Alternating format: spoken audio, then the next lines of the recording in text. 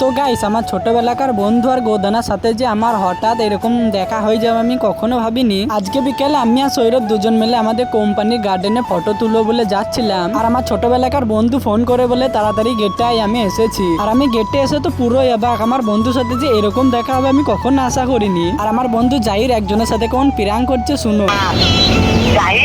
জাহিরকে নামাতে যাবো,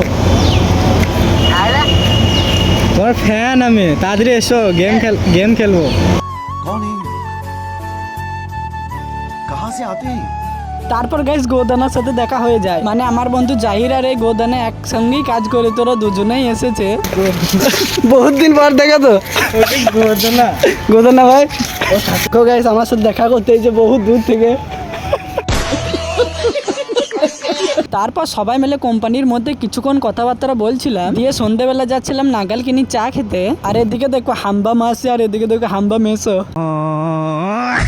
তারপর চায়ের দোকানে বসে বসে চা খাচ্ছিলাম, আর এদিকে গোদানাকে দেখেই আমার হাসি পাচ্ছে। আর দোকানটায় এত ভিড় ছিল যে জাহিদ দেখো বসার জায়গাই পাইনি। আর গাইস আমি চা খাই, তোমরা তাড়াতাড়ি আমার এই ভিডিওটাতে একটা লাইক করে দাও। আর আজকে দোকানে যা কিছু খেলাম সব বিল কিন্তু এই গোদানাই দিয়েছিল। দিয়ে আমরা কোম্পানি চলে আসি, আর জাহির আর গোদানা ওরা দুজনে কিন্তু স্কুটি করে এসেছিল, তো ওরা দুজনেও যেখানে কাজ করে সেখানে চলে যায়।